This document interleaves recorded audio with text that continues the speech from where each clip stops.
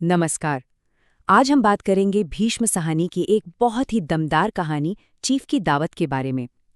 ये कहानी है एक बेटे की तरक्की की चाह की और एक माँ के वजूद की। और ये एक बड़ा सवाल खड़ा करती है कि जब परंपरा और आधुनिकता की टक्कर होती है तो इसकी असली कीमत कौन चुकाता है। कहानी की शुरुआत ही देखिए। पहली लाइन से ही पूरा संघर्ष सामने आ जाता है। शामनाथ का अपनी पत्नी से अंग्रेजी में ये पूछना, ये सिर्फ एक सवाल नहीं है, ये दो दुनियाओं का टकराव है। और इस नई दुनिया में माँ एक सवाल बन गई हैं, एक प्रॉब्लम।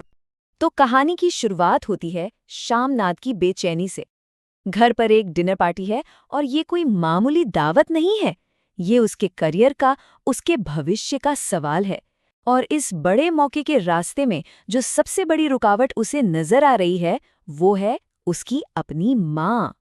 शामनाथ के लिए असली प्रॉब्लम ये है कि उसकी माँ का जो देसी पारंपरिक अंदाज है, वो उस मॉडर्न वेस्टर्न इमेज से बिल्कुल मेल नहीं खाता जो वो अपने अमेरिकन बॉस के सामने बनाना चाहता है। तो माँ अब माँ नहीं रही, बल्कि शर्मिंदगी की एक वजह बन गई है जिसे किसी भी तरह से छुपाना जरूरी है। और ये कहानी ना एक ही घर में रह रहे माँ और बेटे के बीच की गहरी खाई को दिखाती है तो वो एक ही छत के नीचे, पर असल में दो अलग अलग दुनियाओं में जी रहे हैं। एक तरफ शामनाथ हैं जो मॉडर्न दुनिया की ओर भाग रहा है, और दूसरी तरफ माँ है जो अपनी परंपरा की जड़ों में बंधी हुई है। तो शामनाथ अपनी माँ के हर एक मूवमेंट को कंट्रोल करने की कोशिश करता है। ये देखिए, ये सिर्फ नियम नहीं है, ये शामनाथ के डर और उसकी शर्म का सबूत है। वो जैसे अपनी माँ की पूरी पहचान ही मिटा देना चाहता है, ताकि उसकी अपनी इमेज पर कोई आंच ना आए। और इस सारे तनाव के बीच माँ बहुत धीरे से उसे अपने उस बलिदान की याद दिलाती हैं जो उन्होंने उसके भविष्य के लिए दिया था। ये कोई शिकायत नहीं है, ये बस एक माँ का दर्द है जो शायद ये कहना चाहती है कि वो हमेशा से एक बोझ नहीं थी। और शामनाथ का ये तीखा जवाब देखिए, ये उसकी असंवेदनशीलता को साफ साफ दिखाता है। वो अपनी माँ के बलिदान को किसी भावना की तरह नहीं, बल्कि एक इन्वेस्टमेंट की तरह देख रहा है, एक ऐसा कर्ज जो वो चुका चुका है। उसके लिए एहसास की नहीं, सिर्फ और सिर्फ सफलता की कीमत है। तो अब कहानी अपने पहले बड़े मोड़ की तरफ बढ़ती है। पार्टी शुरू हो चुकी है, माहौल में विस्की और हंसी का दौर चल रहा है, और शामनाथ को लग रहा है कि चलो सब कुछ कंट्रोल में है। लेकिन तभी ये शामनाथ के लिए सबसे बड़ा शौक है, सबसे बड़ी बेइज्जती। जिस एक चीज से वो इतनी बुरी तरह बचने की कोशिश कर रहा था, वो अब उसके और उसके बॉस के ठीक सामने है। एक पल में उसका सारा नशा, सारा कॉन्फिडेंस हवा हो जाता है। अब यहाँ एक पल के लिए सोचते हैं, क्या ये शर्मनाक पल शामनाथ के करियर को तबाह कर देगा, या फिर यहीं से कहानी कोई ऐसा मोड़ लेने वाली है जिसकी किसी ने कल्पना भी नहीं की होगी। और यहीं कहानी की सबसे बड़ी विडंबना सामने आती है।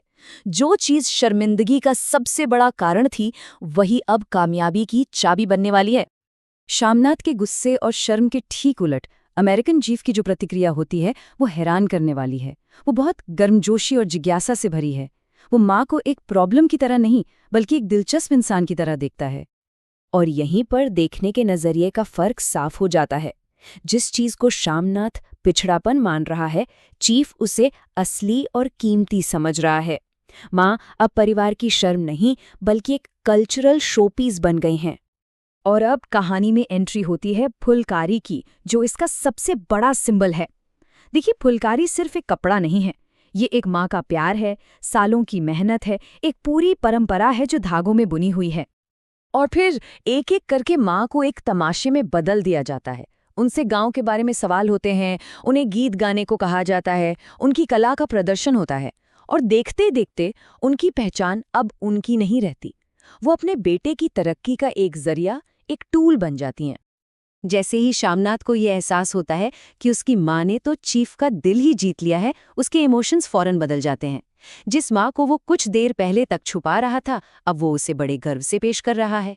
मतलब उसका प्यार और सम्मान भी उसकी तरक्की से ही तय होता है। तो पार्टी खत्म हो गई, शामनाथ को अपनी कामयाबी मिल गई। लेकिन इस कामयाबी के पीछे जो इमोशनल तबाही हुई है, उसका क्या?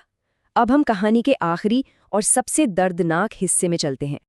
मेहमानों के सामने एक शोपीस बनने के बाद जब माँ अपने कमरे में अकेली होती है, तो उनका दर्द और अपमान आंसुओं के सैलाब में फूट पड़ता है। यह सिर्फ उस शाम का दर्द नहीं है, ये बरसों के तिरस्कार और अकेलेपन का दर्द है जो अब बाहर आ रहा है। एक तरफ माँ का ये दुख है और दूसरी तरफ श्यामनाथ नशे में धुत अपनी जीत का जश्न मनाता हुआ आता है। वो अपनी माँ की तकलीफ से पूरी तरह बेखबर है और ये सीन उन दोनों के बीच की इमोशनल दूरी को और भी गहरा कर देता है। कहानी का आखिरी टकराव एक ठंडे सौदे के तौर पर सामने आता है। एक तरफ माँ की ख्वाहिश है आध्यात्मिक शांति की और दूसरी तरफ बेटे की जिद है करियर की, तरक्की की। माँ की आज़ादी की इच्छा भी अब उसके बेटे के रास्ते का एक और कांटा बन गई है। और यहाँ श्यामनाथ बिल्कुल साफ कर देता है कि माँ की मेहनत अब उसकी तरक्की की गारंटी है। वो अपनी माँ की भावनाओं की नहीं बल्कि उसकी उपयोगिता, उसकी यूटिलिटी की कीमत लगा रहा है। तो चीफ की इस दावत में खाना तो परोसा गया, लेकिन असल में दावत पर क्या लगा था? महत्वाकांक्षा, संस्कृति और रिश्ते जिनकी असली कीमत चुकाई गई। कहानी का अंत बहुत ही दुखद है। माँ एक बार फिर अपने बेटे के लिए बलिदान देने को तैयार हो जाती है। उसकी खुशी अब अपनी नहीं बल्कि बेटे की कामयाबी में है। उसने अपनी नई भूमिका को, एक उपयोगी चीज होने की भूमिका को पूरी तरह से स्वीकार कर लिया है। और आखिर में हम बस ये एक सवाल छोड़ जाते हैं कि चीफ की दावत में असल में किसे परोसा गया और किसे खाया गया। ये कहानी हमें अपनी महत्वाकांक्षा, शोषण और रिश्तों की मानवीय कीमत पर बहुत गहराई से सोचने पर मजबूर करती है।